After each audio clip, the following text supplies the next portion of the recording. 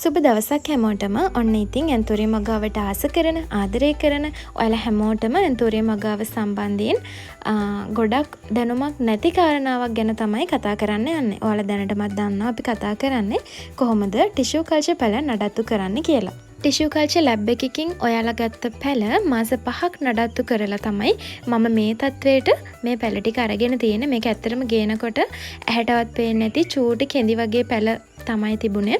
ඉතින් මාස 5ක නඩත්තුවකින් පස්සේ තමයි මම මේ තත්ත්වෙට මේ ප්ලාන්ට්ස් අරගෙන තියෙන්නේ. ඉතින් අපි යන්නේ මේ පැල කොහොමද පරිසරයට හුරු කරගන්නේ, කොහොමද පොහොර යොදන්නේ, වට කොහොමද අපි ඉක්මනට ලොකු කරගන්නේ කියන කාරණාව සම්බන්ධයෙන් කතා කරන්න. ඉතින් ඔයාලට පේනවා ඇති මෙන්න මේ බොටල් එකේ පැල ගොඩක් ලොකු වෙලා උස ගිහිල්ලා බොටල් එකේ ගැවෙන සයිස් එකටම පැල ගොඩක් ලොකු වෙලා සාමාන්‍යයෙන් අඟල් 5-6ක් විතර වගේ ලොකු වෙලා පැල ඇතුලෙන් නැමිලා තමයි තියෙන්නේ. ඉතින් එයාලා ගොඩක් කරදරෙන් ඒක ඇතුලේ ඉන්නේ.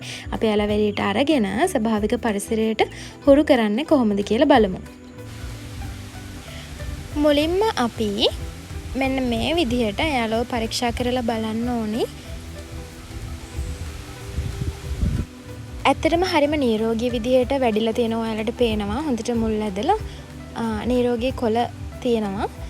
මම මෙයාලා ප්‍රොපගේට් වෙන්න තිබ්බ මාසය 5 පුරාවටම සති 2කට සැරයක් නයිට්‍රජන් පොහොර ස්ප්‍රේ කරලා තමයි මේ තත්ත්වයට අරගෙන තියෙන්නේ. ඊට අමතරව දිලීරනාශක සුළු ප්‍රමාණයකුත් ස්ප්‍රේ කරලා තමයි මේ තත්ත්වයට අරගෙන තියෙන්නේ. මේ තියෙන්නේ තවත් ඒ වගේම පැලයක්. ඔයාලට පේනවා ඇති හොඳට කිරිමුල් දාලා පැල ලොකුවට ලස්සනට හැදිලා තියෙනවා. ඉතින් මෙන්න මේ විදිහට අපි එක එක එළියට අරගෙන ඉස්සෙල්ලාම වෙන් කර ගන්න ඕන.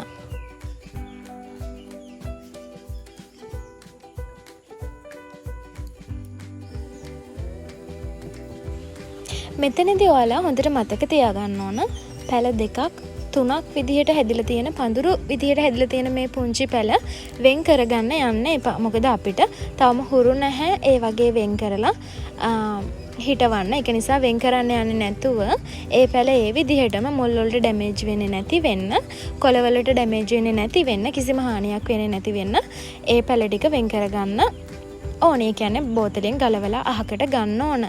හොඳට මතක තියාගන්න අපිට හදාගන්න පොඩ්ඩක් අමාරු වෙනවා එකට ඇලිලා තියෙන පැල වෙන් කරගත්තොත්. ඒක නිසා දැන් මේක කරන්න යන්න එපා. පස්සේ ඉමීට ලොකු වුණාට පස්සේ අපිට පුළුවන් ඒක වෙන් කරගන්න. මේ වැඩේ හරිම භාවනාවක් වගේ වැඩක්. පුංචි පුංචි පැල හරිම ඉවසීමකින් සංයමයකින් තමයි අපි වෙන් කරගන්න ඕන. මොකද එයාලට හානියක් වුණොත් අපි නැවත ස්වභාවික පරිසරයට හුරු කරද්දී එයාලා මැරිලා යන්න බලන නිසා පැල දෙක තියෙනවා වෙන් කරන්නේ නැතුව අපි හිමීට පරිස්සමට මෙන්න මේ විදිහට වෙන් කරගෙන කැප්ටාන් භාජනයකට දාගන්න ඕනි මෙයාලව. මේ තියෙන මං ගලවගත්ත පැල ටික හරිම ලස්සනයි. හොඳට නිරෝගීව වැඩිලා තියෙනවා. ඔයාලට පේනවා ඇති හොඳ මූල පද්ධතියක් තියෙනවා පේනවා ඇති. ඉතින් අපි මෙන්න මේ විදිහට කැප්ටාන් භාජනයකට මේ පැල ටික ගිල්ලව ගන්නවා. කැප්ටාන් යොදන විදිහ ආයේ හැම දෙයක්ම මම කලින් වීඩියෝස් වලින් ඔයාලට කියලා තියෙනවා. ඉතින් මූලික කරුණු දැනගන්න ඕන නම් අපේ channel එකේ පහළට තියෙන වීඩියෝස් බලලා ඔයාලට ඒවා දැනගන්න පුළුවන්. ඊළඟට වැදගත්ම කාරණාව තමයි අපි කොහොමද මේ පුංචි පැල හිටවන්න මීඩියා එක හදාගන්න කියලා. මම මෙතනදී බොරළු කොම්පොස්ට් පොහොර සහ පුංචි පොල්ලෙලි කෑලි කොහොබත් එකතු කරගෙන තියෙනවා. ඉතින් මේ මිශ්‍රණය එකට එක අනුපාතයෙන් අරගෙන තමයි මම මේ මිශ්‍රණය හදලා තියෙන්නේ. මම ඔයාලට ඒක ඩිස්ක්‍රිප්ෂන් බොක්ස් එකේ දාන්නම් කොහොමද මේ මිශ්‍රණය හදාගන්නේ කියලා.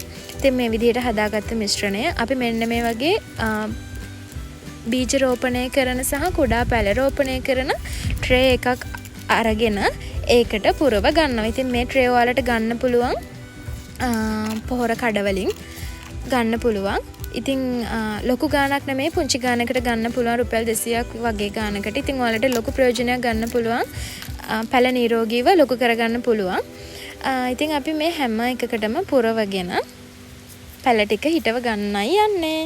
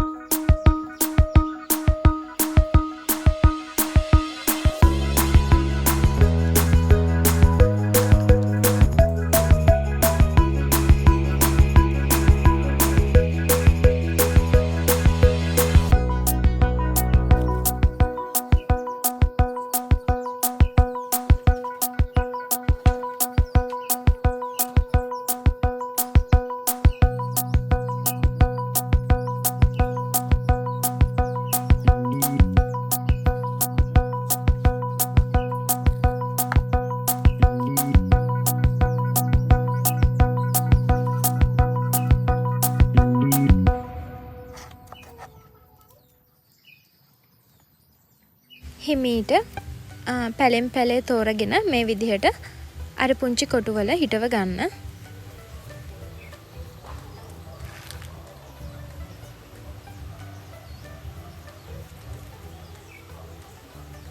ඉතින් මේ වෙනුවට ඔයාලට මේ ට්‍රේ එකක් හොයාගන්න බැරි නම් පුංචි පුංචි මල් පෝච්චි හරි කමක් නැහැ. කුඩාම ප්‍රමාණයේ මල් පෝච්චි මේ සඳහා යොදා ගන්න පුළුවන්.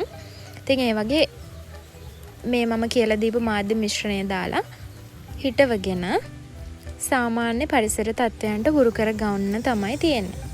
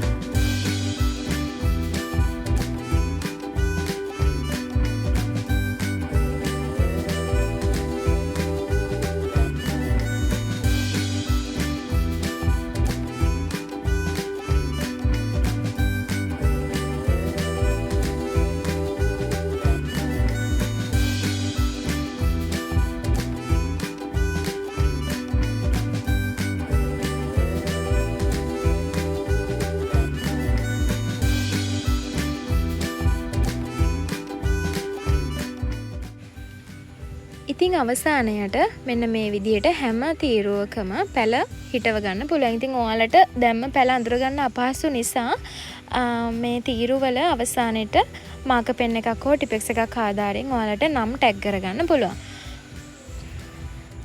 මේ විදිහට හිටවගෙන මාස 4කට පස්සේ පැලවල තත්ත්වය ගැන අපි බලමු. මෙන්න මේ තියෙන්නේ මාස 4කට කලින් මේ විදිහට හිටවගෙන දැන් ගොඩක් ලොකු වෙලා තියෙන පැල. ඉතින් මේ වගේ පැලයක් ඔයාලට රුපියල් 500කට 600කට අලෙවි කරන්න පුළුවන්. ඉතින් මෙන්න මේ විදිහට ලොකු කරගන්න පැල කොහොමද අපි මේ තත්ත්වයට ගේන්නේ කියලා අලුත් වීඩියෝ එකකින් කතා කරන්න බලාපොරොත්තු වෙමින් ඉන්නවා. අද දවසට කාල වේලාව මදි නිසා ඉතින් මේ ක්‍රමයෙන් තියෙන වාසියක් විදිහට ඔයාලට වාසි ගොඩක් තියෙනවා.